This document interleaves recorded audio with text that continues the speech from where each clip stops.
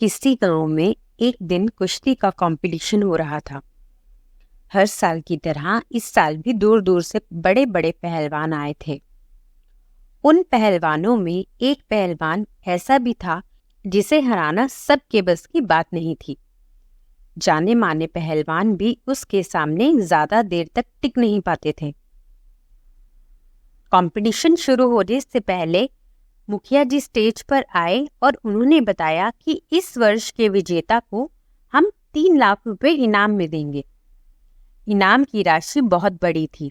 पहलवान और भी जोश में भर गए और मुकाबले के लिए तैयार हो गए। कुश्ती आरंभ हुई और वही पहलवान सभी को बारी बारी से चित करता रहा।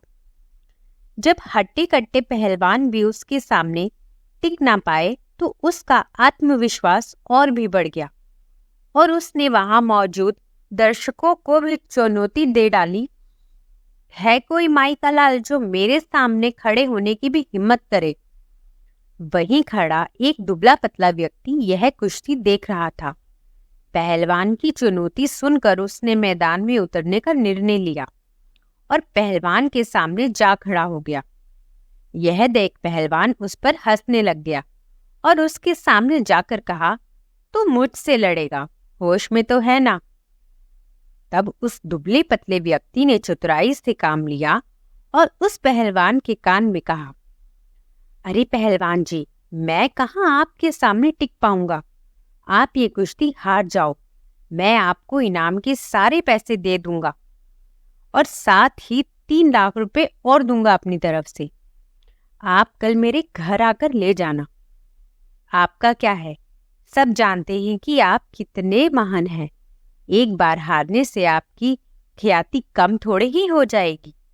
कुश्ती शुरू हो गई। पहलवान कुछ देर लड़ने का नाटक करता रहा और फिर हार गया। यह देख सभी लोग उसकी खिल्ली उड़ाने लगे और उसे घोर निंदा से गुजरना पड़ा।